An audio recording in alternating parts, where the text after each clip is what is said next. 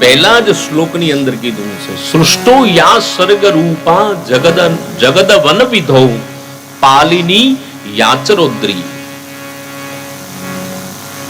આ જગતને પ્રગટ કરનાર તત્વ પણ મારી ભગવતી છે. જગત આખાનું પાલન પોષણ અને રક્ષણ કરવા વાળી પણ મારી ભગવતી છે. અને કલ્પના અંતે આખા જ વિશ્વને પોતાના ઉદરની અંદર સમાહિત કરી દેનારી પણ મારી ભગવતી છે. એટલા માટે તું ભગવતીનું એક નામ છે બ્રહ્માંડ ભાંડોદરી.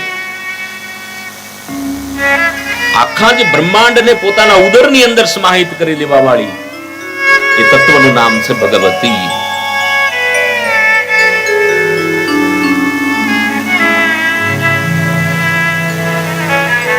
સંહારે ચાપિયસ્યા જગદિદમ અખિલમ ક્રીડનમ યા પરાખ્યા. આ સમગ્ર વિશ્વની રચના ભગવતીએ પોતાને રમવાને માટે થઈને કરી.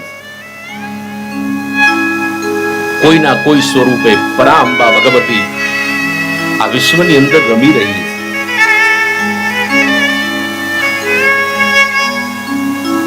છે. એ છે એટલે આપણે છીએ.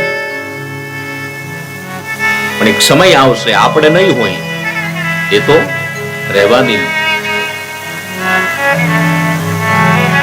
પોતાને રમવાને માટે થઈ અને આ જગતને માતાજીએ પ્રગટ કર્યું.